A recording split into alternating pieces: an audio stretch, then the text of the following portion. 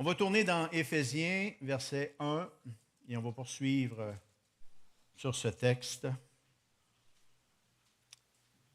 Et ce matin, malgré moi, je vais dévier du texte, mais on va commencer par le texte. Éphésiens 1, 13 et 14. En lui, vous aussi, après avoir entendu la parole de la vérité, l'évangile de votre salut, en lui, vous avez cru et vous avez été scellés du Saint-Esprit qui avait été promis, lequel est un gage de notre héritage pour la rédemption de ceux que Dieu s'est acquis à la louange de sa gloire. C'est pourquoi, moi aussi, ayant entendu parler de votre foi au Seigneur Jésus et de votre charité ou de votre amour pour tous les saints, je ne cesse de rendre grâce pour vous, faisant mention de vous dans mes prières, afin que le Dieu de notre Seigneur Jésus-Christ, le Père de gloire, vous donne un esprit de sagesse et de révélation dans sa connaissance, et qu'il illumine les yeux de votre cœur pour que vous sachiez quelle est l'espérance qui s'attache à votre appel, quelle est la richesse de la gloire de son héritage qu'il réserve aux saints. Amen.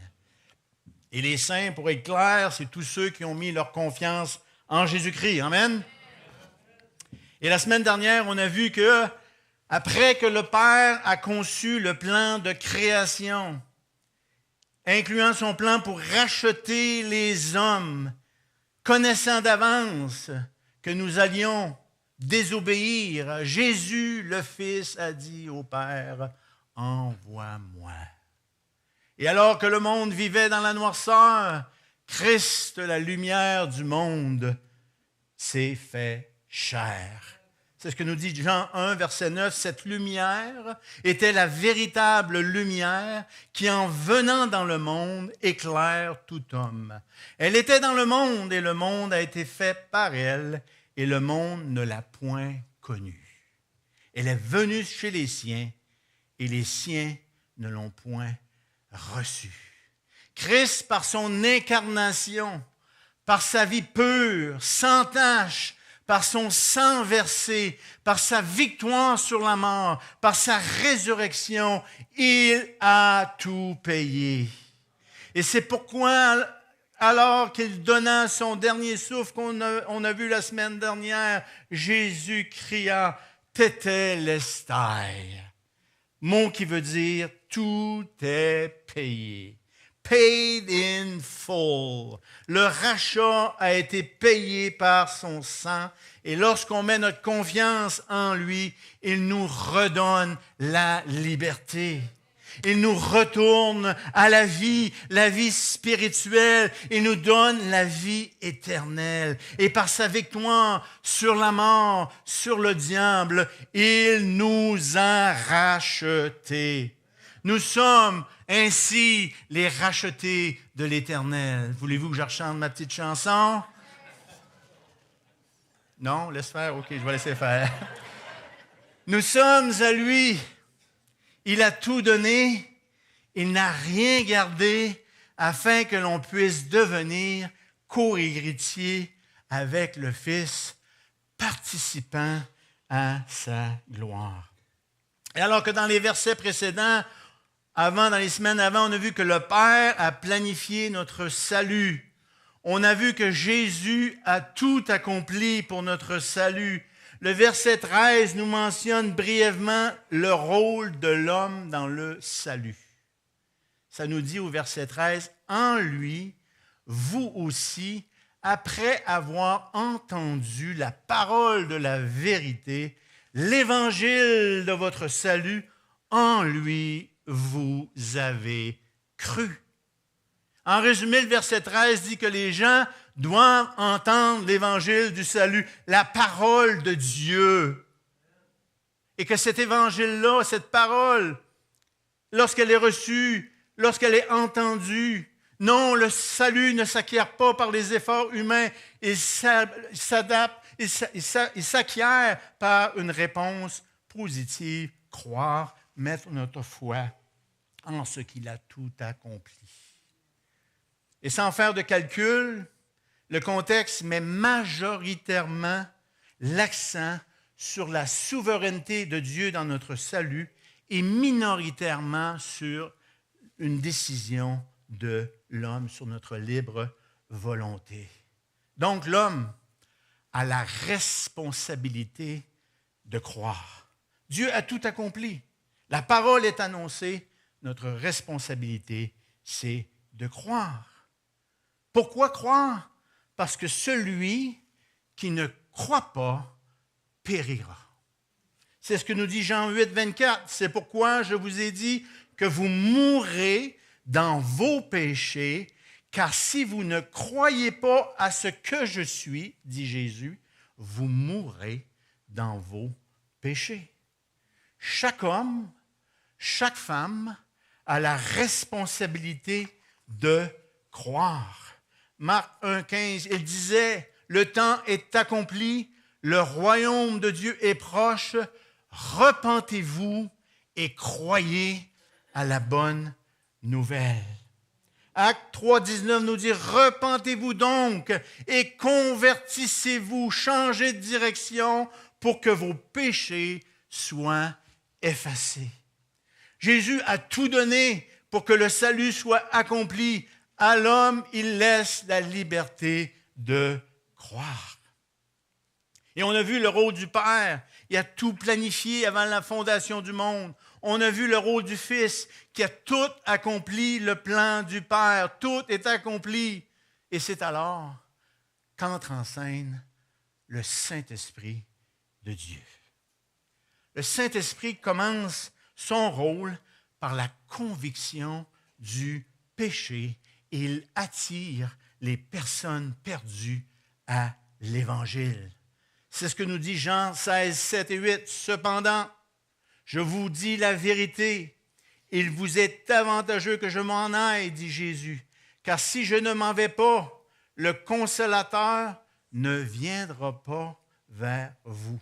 Mais si je m'en vais, je vous l'enverrai, et quand il sera venu, il convaincra le monde en ce qui concerne le péché, la justice et le jugement.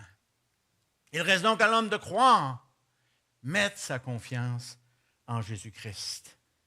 Et celui qui croit, après avoir été convaincu par le Saint-Esprit, il n'est pas abandonné, mais ce même Saint-Esprit qui l'a convaincu de péché vient et il habite en lui. Le Saint-Esprit vient et ceux qui le reçoivent, ils naissent de nouveau. Ils naissent non du sang, ni de la volonté de la chair, ni de la volonté de l'homme, mais de Dieu. Et le Saint-Esprit vient habiter le cœur du croyant. Il nous guide, nous conduit, nous instruit dans la parole de Dieu, et c'est ce que Jésus a promis. On voit ça dans Jean 14, 28. Mais le Consolateur, l'Esprit Saint, que le Père enverra en mon nom, vous enseignera toutes choses et vous rappellera tout ce que je vous ai dit. C'est le Saint-Esprit qui a le rôle de la transformation du croyant au perfectionnement de notre salut, à nous transformer à la ressemblance de Christ. Et ce n'est pas ton rôle. Ce n'est pas mon rôle. Le rôle de transformer une personne, c'est l'Esprit de Dieu qui fait son œuvre à l'intérieur d'une personne. Et si on voit quelqu'un qui commet des actes, oui, la Bible nous dit qu'avec le temps, si on a la permission relationnelle, on peut avertir cette personne-là. Sinon, mêle-toi de tes affaires puis prie pour elle. Prie pour elle. prie pour elle. Rappelle-toi quand tu es venu au Seigneur. Tu n'étais pas parfait le lendemain. Tu progresses de victoire en victoire, de gloire en gloire. Et si quelqu'un te dit tout le temps, tu n'as pas le droit de faire ci, tu n'as pas le droit de faire ça, qu'est-ce que tu penses qui va arriver? La personne va s'en aller, ils sont trop tannants. Mais si tu laisses l'Esprit de Dieu, par la parole, par son Saint-Esprit, convaincre les gens que qu'est-ce qu'ils vivent, qu'est-ce qu'ils font n'est pas en ligne avec la volonté de Dieu, il va leur montrer, ils vont prendre la décision. Tu n'as pas besoin de les juger, tu n'as pas besoin de les condamner. Ce n'est pas toi Dieu, ce n'est pas toi le Saint-Esprit. Laissons l'Esprit de Dieu agir dans le cœur des gens. Saint-Esprit convainc. Et au moment du salut, les nouveaux croyants sont scellés du Saint-Esprit. En lui, vous avez cru et vous avez été scellés du Saint-Esprit, nous dit le texte qu'on a lu. Scellé, ça veut dire apposer un sceau. Le sceau, S-C-E-A-U et non pas S-O-T,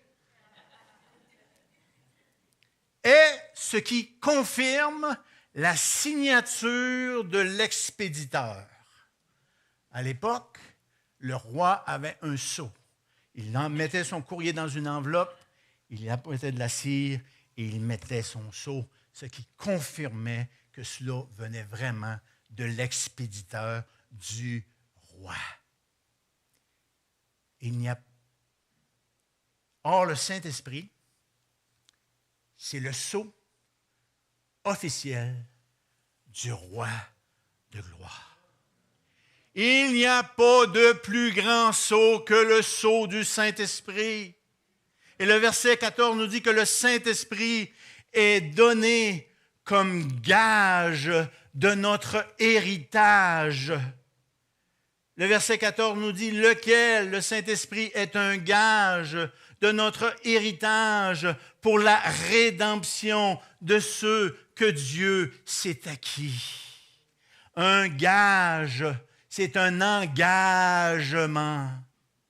C'est comme une bague de fiançailles reçue par les fiancés. À partir de ce jour, les fiancés s'engagent à se garder l'un pour l'autre en vue du mariage à venir, qui normalement devrait se dérouler pas trop tard après les fiançailles. Aujourd'hui, le monde se fiançaille, il se marie 5 ans plus tard. C'est quoi cette affaire-là?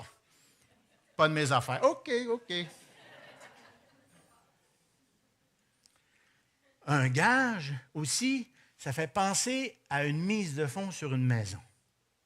L'acheteur, il sécurise le bien maintenant pour en prendre possession plus tard, à une date précise. Et le Saint-Esprit que chaque croyant reçoit au moment de sa conversion est la promesse de Jésus d'accomplir pleinement la promesse du salut. Un jour, il va nous acquérir pleinement. Un jour, nous serons entièrement à lui dans l'éternité. Mais en attendant, nous devons vivre pour lui. Le Saint-Esprit nous donne un avant-goût du ciel jusqu'à ce que l'on entre pleinement dans sa présence éternelle. Le Saint-Esprit est une promesse, telle une bague de fiançailles pour le jour des noces qui approche bientôt. Le jour des noces approche bientôt. Es-tu prêt? Es-tu prêt? S'il devait revenir aujourd'hui, es-tu prêt? Mais en attendant les noces, on doit se préserver, nous garder pour lui. La fiancée s'en va pas voir les autres boys.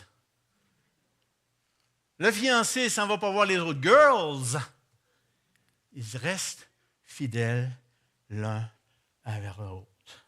Le Saint-Esprit, c'est un sceau de la promesse. C'est l'acompte sur tout ce qui est à venir. C'est la mise de fonds en attendant la conclusion de la transaction à la fin de toute chose. Le Saint-Esprit, en attendant, nous purifie, il nous transforme et veut nous rendre à sa ressemblance. Et tout comme le Saint-Esprit, qui lors de la création originale se mouvait au-dessus des eaux dans le désordre et qu'il a mis de l'ordre. De même, le Saint-Esprit qui vient habiter dans le croyant, il vient mettre de l'ordre dans nos vies. Il replace les choses, il les met dans un ordre afin que notre vie soit pleine.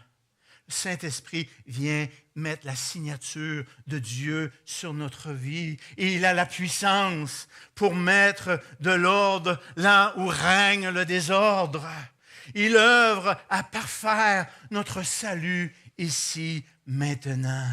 Il fait de nous une nouvelle créature. Les choses anciennes sont passées. Voilà, toutes choses sont devenues nouvelles. Nous marchons en nouveauté de vie. Nous ne sommes plus décidés vers la terre, mais nous sommes destinés vers le ciel, vers la gloire à venir.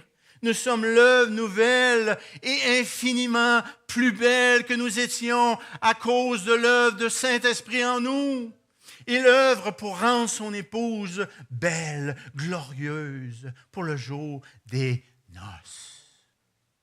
Nous sommes scellés du Saint-Esprit et notre héritage éternel est partiellement présent ici, maintenant, mais un jour, nous le verrons dans toute sa plénitude, dans le royaume à venir, alors que nous serons participants de sa gloire. Nous serons enfin époux mariés après les noces de l'agneau. Dieu a tout planifié. Le Père a tout planifié. Le Fils a tout accompli. Avec abondance, il a tout donné, il a tout payé, il n'a rien ménagé. Voulez-vous une autre petite shot de crème fouettée? Pour ceux qui n'étaient pas là la semaine passée, j'ai donné cette illustration. Le Saint-Esprit t'a scellé, il est venu habiter en toi, et il a fait tout cela dans le but de te racheter. Il a tout fait ça dans le but de donner un sens à ta vie, un sens à ton éternité. Il a fait tout ça dans le but de te rendre digne de participer à la gloire céleste. Il a tout payé, tétélestai, afin de te racheter. Il a mis son sceau sur toi pour démontrer qu'il mean business. Il est sérieux. Il a donné la mise de fonds pour te mettre de côté, pour t'acheter en attendant la gloire à venir par son Saint-Esprit. Il rend disponible la sagesse, la connaissance, la foi, le don de guérison, le don des miracles, la prophétie, le discernement des esprits, le don des langues, le don d'interprétation. Le Fils a tout donné pour ton salut et le Saint-Esprit est prêt à tout donner pour notre perfectionnement, pour nous rendre semblables à la stature de Christ. Nous sommes à lui. Tout a été payé. Nous avons été rachetés. Le sceau a été étampé. Ça veut dire qu'en attendant la gloire à venir, tu ne t'appartiens plus à toi-même. 1 Corinthiens 6, 17 et 19. Verset 17 nous dit, « Mais celui qui s'attache au Seigneur est avec lui un seul esprit. » Verset 19 nous dit, « Ne savez-vous pas que votre corps est le temple du Saint-Esprit qui est en vous, que vous avez reçu de Dieu et que vous ne vous appartenez point à vous-même, car vous avez été rachetés à un grand prix. Glorifiez donc Dieu dans votre corps et dans votre esprit qui m'appartiennent. » qui appartiennent à Dieu. Et alors que je méditais sur ces versets cette semaine, constatant combien le Fils a tout donné pour notre salut, combien le Saint-Esprit a tout donné pour confirmer mon appartenance au Roi de gloire, je me suis obligé ou senti obligé ou dirigé d'ouvrir une parenthèse et d'aborder ce que je m'apprête à aborder. Dieu, dans sa parole, nous révèle sa part. Maintenant, quelle est ma part? Combien ici sont contents de constater que le Père a tout planifié en pensant à toi? Combien? Oh, levez la main, s'il vous plaît. Montrez que vous êtes sérieux. Petit effort. Combien ici sont contents de constater que le Fils a tout donné pour toi? Combien ici sont contents de constater que le Saint-Esprit a tout donné pour notre adoption, pour notre perfectionnement? Combien ici sont contents de constater que tu n'appartiens plus à ce monde, que tu n'appartiens plus au prince des ténèbres, mais que tu appartiens à Dieu? Good. Si tu appartiens à Dieu, tu es maintenant libre.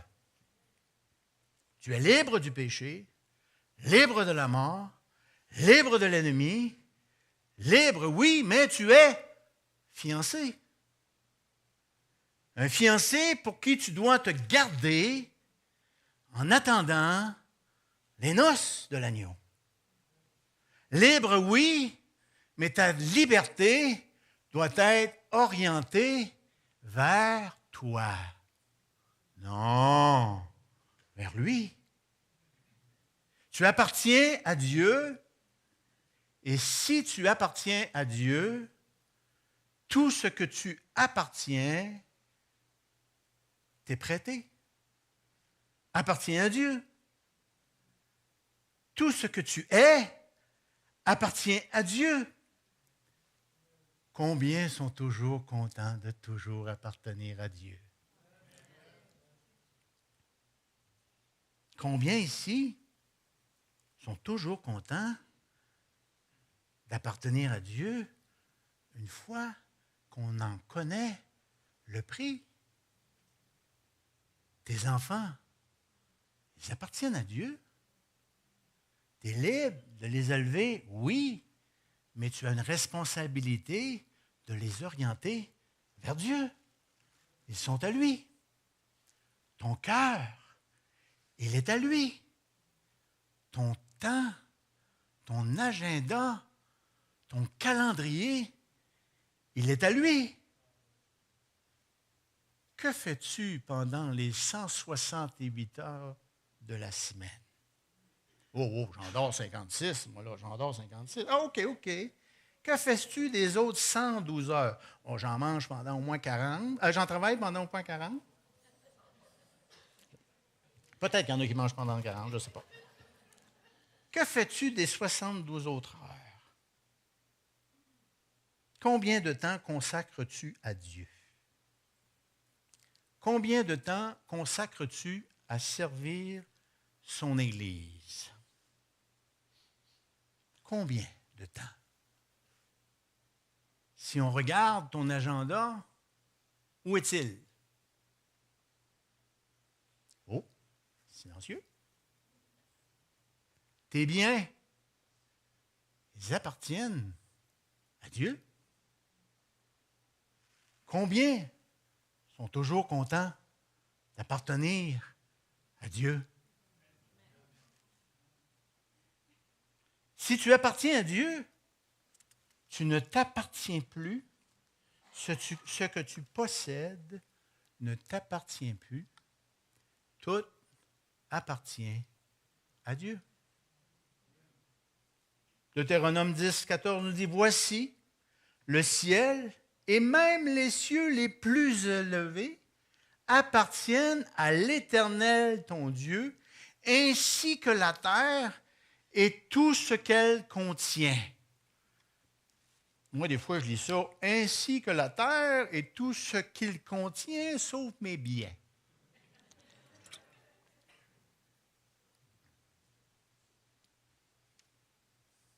Non. Si tout appartient à Dieu, tu es donc le gestionnaire de ton temps. Tu es le gestionnaire de tout ce que Dieu t'a confié.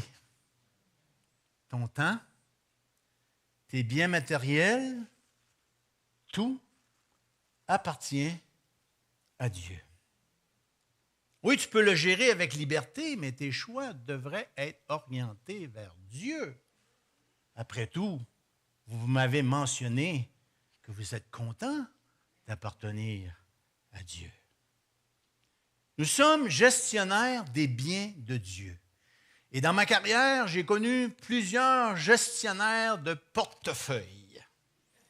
Un gestionnaire de portefeuille est celui à qui tu confies ton argent, tes sous, pour qu'il la fasse fructifier. Leur mission, faire fructifier les avoirs d'une autre personne. Ce n'est pas lui le gestionnaire, c'est une autre personne. Au début, le client accepte les louanges de la part du gestionnaire. Oh, merci de nous avoir choisis. Merci pour votre confiance. Oh, votre clientèle est précieuse pour nous. Oh, vous comptez parmi nos clients les plus importants. Oh, initialement, le client, le propriétaire des avoirs, se sent flatté. Il reçoit ses compliments et ses louanges. Mais, au bout d'un certain temps, le propriétaire de ces avoirs s'attend d'avoir un rendement, un retour sur l'investissement. Au bout d'un an vient la reddition de compte.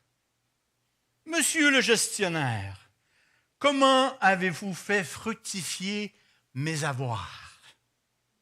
Oh, je comprends, monsieur le gestionnaire, qu'il y a des imprévus. Il y a des guerres, des récessions qui font fluctuer les marchés. Mais les bons gestionnaires planifient en fonction de ces imprévus, n'est-ce pas? Le client s'attend tôt ou tard à avoir un rendement. J'ai investi 100 000 $. C'est rendu où, là, monsieur le gestionnaire?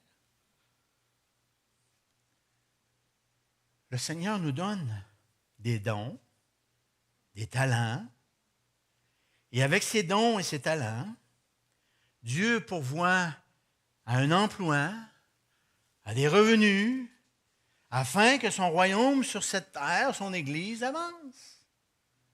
Et Dieu nous demande de prendre une partie des avoirs qui lui appartiennent déjà, qu'il nous a confiés pour qu'on puisse les gérer de façon à être capable de lui en retourner une partie. Contrairement au gouvernement terrestre, qui, lui, ne te fait pas assez confiance pour que tu payes ta part, il va voir Madame l'employeur et lui dit, la paye que tu dois à Bruce, là, avant d'y envoyer, je veux que tu m'envoies ma part. Parce que je n'ai pas confiance que lui va me l'amener. Fait que toi, tu prends la part que je mérite, que je dois, parce que les services que j'offre, et tu me l'envoies. Et lui, il est privé de cette part. Mais Dieu, dans son amour, dans sa liberté, il te donne tout. Et il t'aime assez, il te fait assez confiance pour que tu prennes une partie de ce qui appartient déjà à lui, qu'il t'a confié pour que tu le gestionnes et que tu lui en retournes une partie. Oh! Fais appel à notre libre volonté, à notre fidélité, à notre générosité. Il remet tout entre tes mains parce qu'il sait que la Trinité a déjà tout donné pour toi. Et la confiance qu'avec un petit peu de reconnaissance, tu vas dire, Seigneur, tu en as tellement fait pour moi pour que je t'appartienne que je suis content de t'en retourner une partie. Oh, au début, le Seigneur, c'est un peu comme le client du gestionnaire, hein? Il va accepter nos louanges. Oh, merci Père pour un si grand salut. Merci Jésus pour ton sacrifice sur la croix. Merci pour le Saint-Esprit qui habite en moi. Merci de m'avoir choisi. Merci pour ton amour. Tu es précieux pour moi, Seigneur.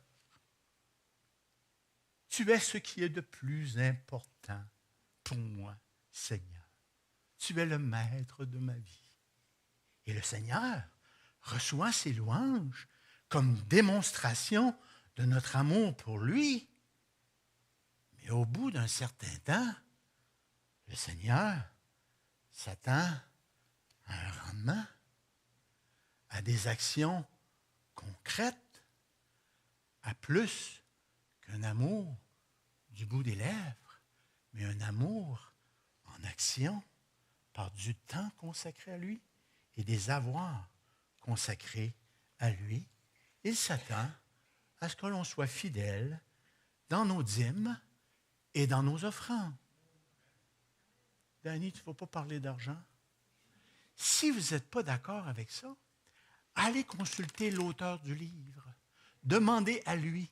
Ce n'est pas moi qui ai écrit ce livre, mais Dieu s'attend de nous à ce que nous soyons généreux. 2 Corinthiens 9, 7 et 9, que chacun donne comme il a résolu en son cœur, sans tristesse ni contrainte, car Dieu aime celui qui donne avec joie. Et Dieu peut vous combler de toutes sortes de grâces, afin que, possédant toujours en toutes choses, de quoi satisfaire tous tes besoins, tu vas en avoir assez. Vous ayez encore en abondance pour toute bonne œuvre, selon qu'il est écrit, il a fait des largesses, il a donné aux indigents. Sa justice subsiste à jamais. Par mon expérience dans 39 ans dans les églises,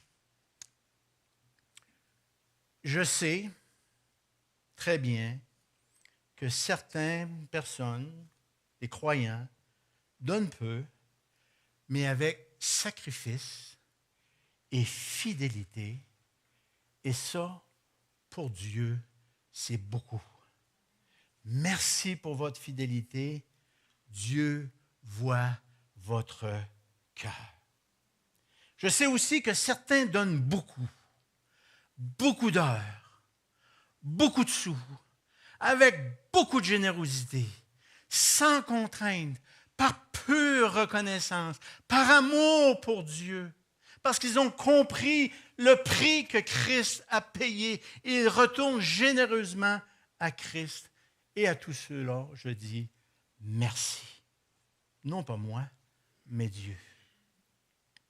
Mais je sais également, sans savoir qui, parce que je ne veux pas savoir qui, qu'il y en a d'autres qui se privent de bénédictions pour leur vie en retenant pour eux ce qui appartient à Dieu.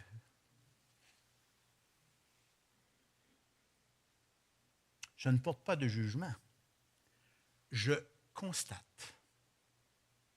Et ne pas en parler serait de manquer à mon devoir de pasteur qui désire que ses brebis bénéficient pleinement du fait qu'il a plus de plaisir à donner qu'à recevoir.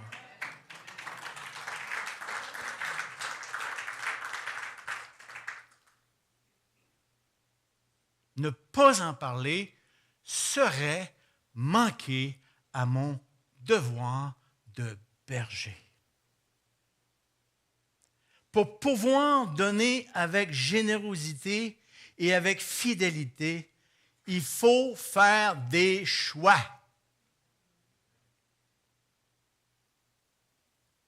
C'est soit le reste en premier et Dieu a les restes, ou c'est soit Dieu, excusez-moi, c'est soit le reste, oui c'est ça, c'est soit le reste en premier et Dieu reçoit les restes, c'est soit Dieu en premier et le reste reçoit les restes. Qu'on donne au reste les restes. Fait-tu du sens? Qu'on donne au reste les restes. On donne au reste les restes. Essayez de s'en rappeler, là. Vous m'en rappelez de ça, moi. On donne au reste les restes. Et pour notre part, dans notre famille, ça voulait dire que pendant plus de 25 ans, on se promenait en voiture usagée. On avait le choix. Un char neuf ou un char usagé. Si je voulais contribuer au Seigneur, c'est un char usagé.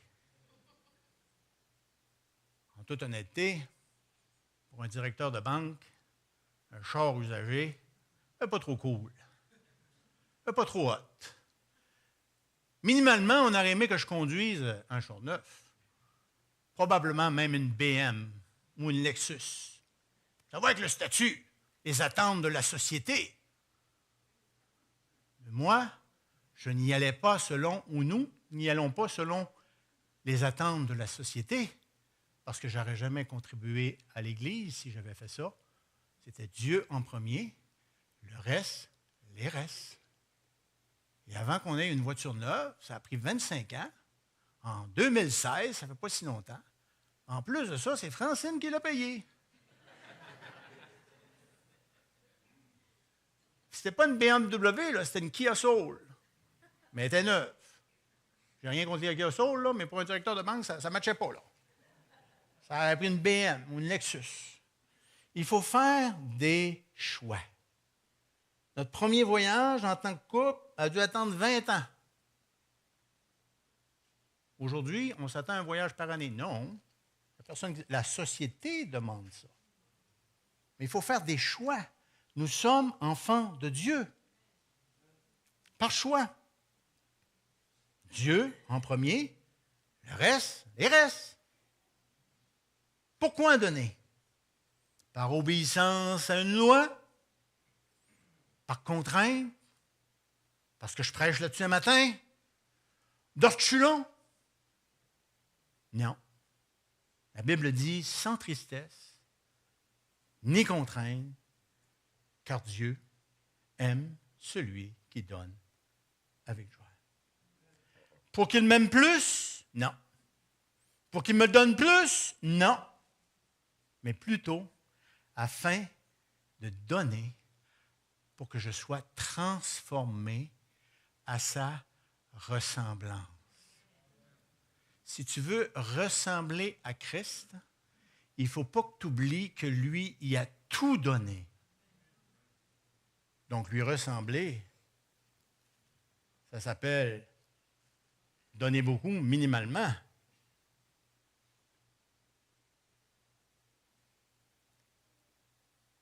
Il a donné sans rien ménager, sans retenir, sans compter. La Bible dit que c'est de l'abondance du cœur que la bouche parle. Mais moi, je dis que c'est de l'abondance du cœur pour Dieu que la main donne. Tout comme Dieu répond aux prières, Dieu pourvoit aux besoins. Et ceux qui me connaissent, vous savez très bien que je ne suis pas de ceux qui vont vous manipuler ou qui croient que si tu donnes, tu vas recevoir immédiatement. Tout comme ce n'est pas parce que tu pries, tu vas immédiatement guéri. Je ne suis pas comme cela. Mais voici une histoire qui illustre bien ce que je crois. Un jour, il y avait un chat. Un chat dans un arbre. On était incapable de l'atteindre. Il était trop haut. Et la petite fille voulait avoir « Mon chat, papa, mon chat ». Papa a une idée de génie. il attache l'arbre avec une corde, il l'attache avec son véhicule, après son véhicule, il met ça sur reculons, il recule pour que l'arbre penche, afin que la petite fille puisse ramasser son chat. Soudainement, la corde pète. L'arbre est rendu comme ça. Devinez qu'est-ce qui arrive au chat. Pfiou! C'est pas toutes les histoires qui finissent bien.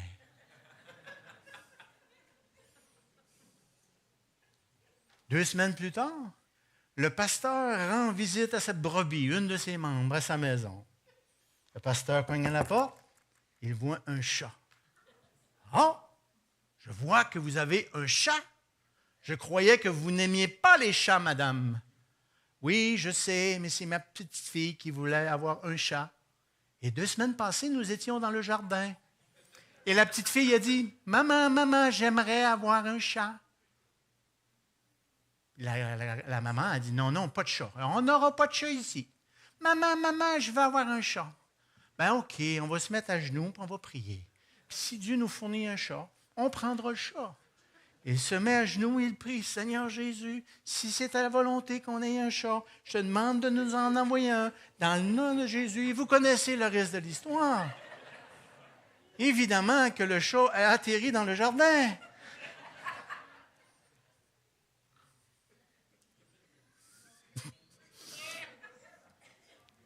Et c'est comme ça qu'elle a eu un chat. La morale de l'histoire,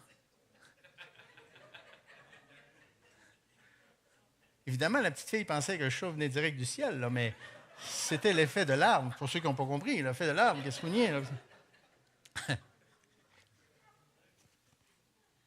La morale de l'histoire, c'est que si tu pries beaucoup, tu vas avoir des hasards divins. Beaucoup. Mais si tu pries peu, tu auras peu d'hasards divins. Si tu donnes beaucoup, tu vas avoir beaucoup de hasards divins.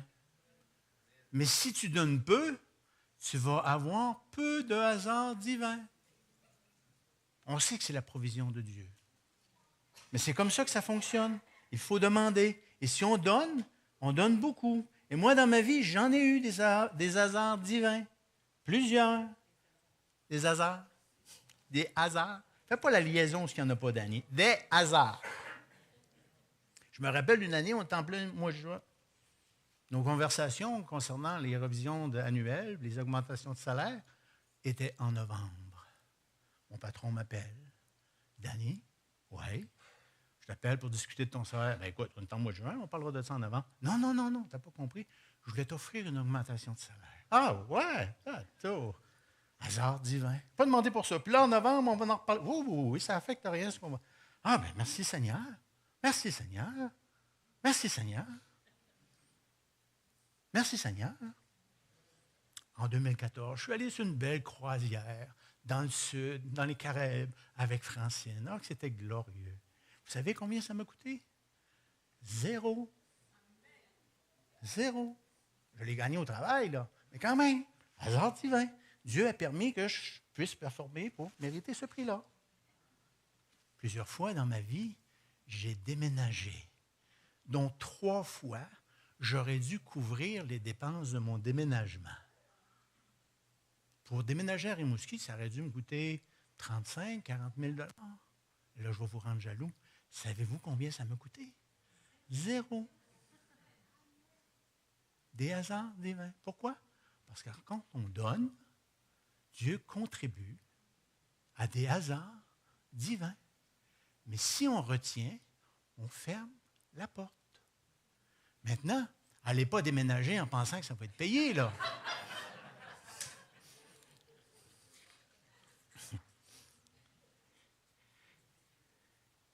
Je ne sais pas comment, je ne sais pas quand, mais sache que Dieu n'oublie pas celui qui donne de son temps et de ses avoirs avec fidélité.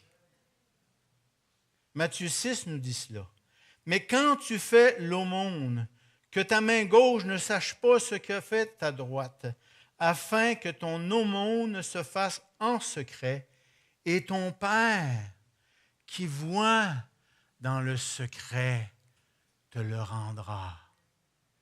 Il voit quand tu es là dans ton bureau, ben là, je parle de quelques années passées, là, peut-être les larmes aux yeux, où ce que tu écris ton chèque payable à l'œuvre de Dieu.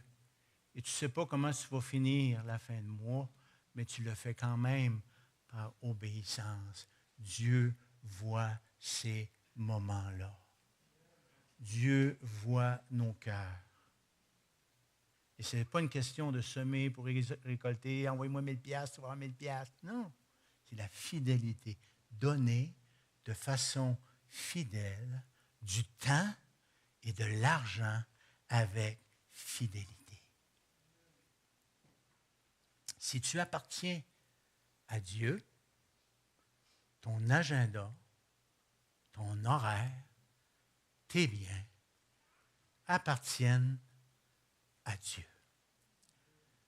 Maintenant que j'ai dit ça, combien sont toujours contents d'appartenir à Dieu?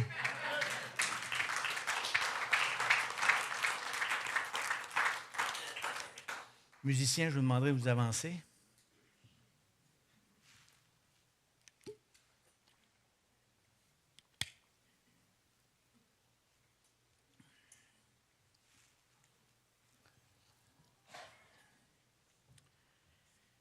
Et je sais que le sujet des sous, c'est un sujet délicat. Je sais que plusieurs pensent que les églises, tout ce qu'ils veulent, c'est l'argent du monde. C'est faux. C'est faux. Et le but de mon message, ce n'est pas de condamner personne, mais c'est de nous faire saisir le fait que Dieu le Père, dans son amour pour nous, a tout planifié en pensant à nous, à toi.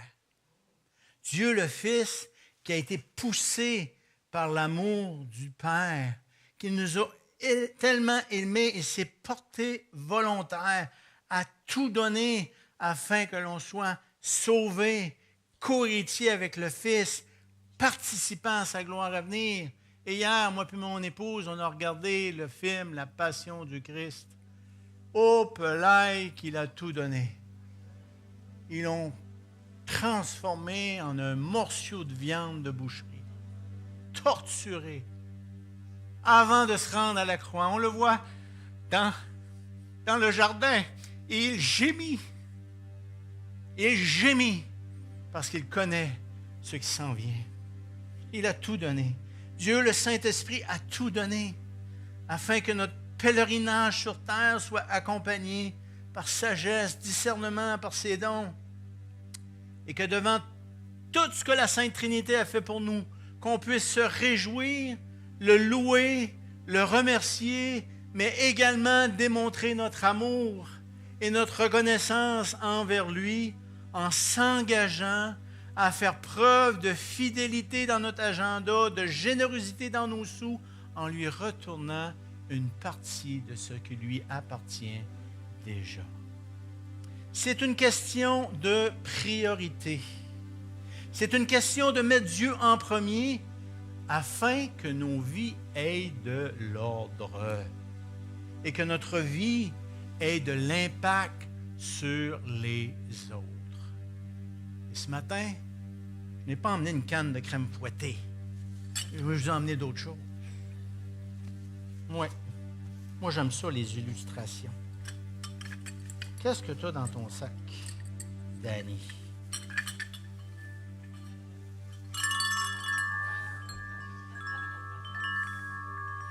Un beau carillon. Quelle belle musique, hein? C'est harmonieux, c'est doux à l'oreille, sauf pour les voisins. Surtout la nuit, quand ils vendent. Les fenêtres sont ouvertes. Mais voyez, ce carillon, il a plusieurs parties, hein? Ça me fait penser à nous.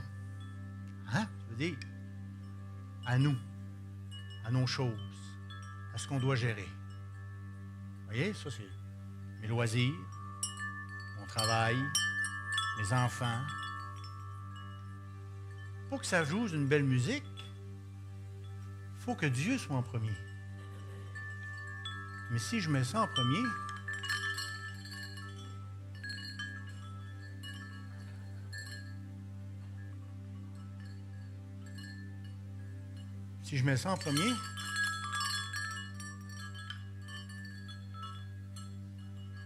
ça ne joue pas le rôle que c'est supposé de jouer parce qu'il faut que ça fonctionne. Il faut que Dieu soit en premier. Pas mon stuff, pas mes sous, pas rien d'autre. Oui, oui, vous pouvez applaudir. Allez-y, ouais.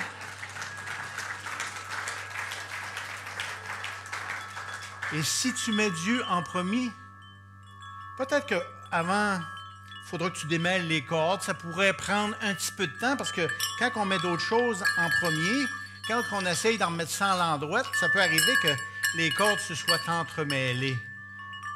Mais Dieu, par son Saint-Esprit, va nous aider à remettre les choses à leur place pour que notre vie dégage une musique harmonieuse, agréable, pour que notre vie ait de l'ordre.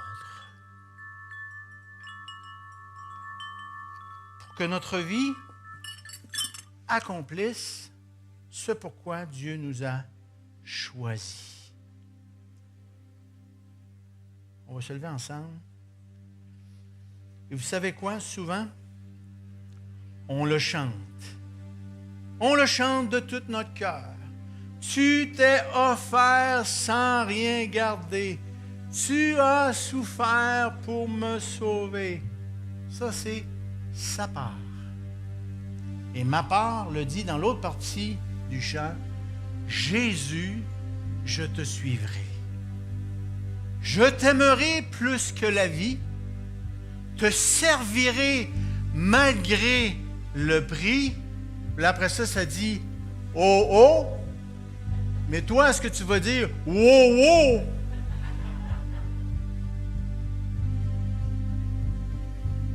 Moi, je prie que vous allez dire « Oh, oh, Jésus, je te suivrai. » Venons ce matin et consacrons-nous à l'Éternel des armées.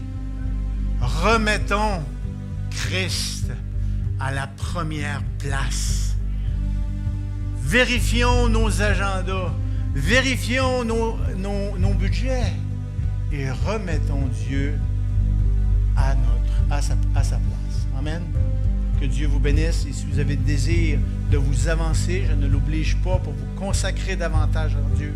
Vous êtes libre de le faire, mais que ces paroles que nous allons chanter ne soient pas que des paroles du bout des lèvres, mais qu'elles soient des paroles d'engagement de toute notre vie envers celui qui a tout donné pour toi.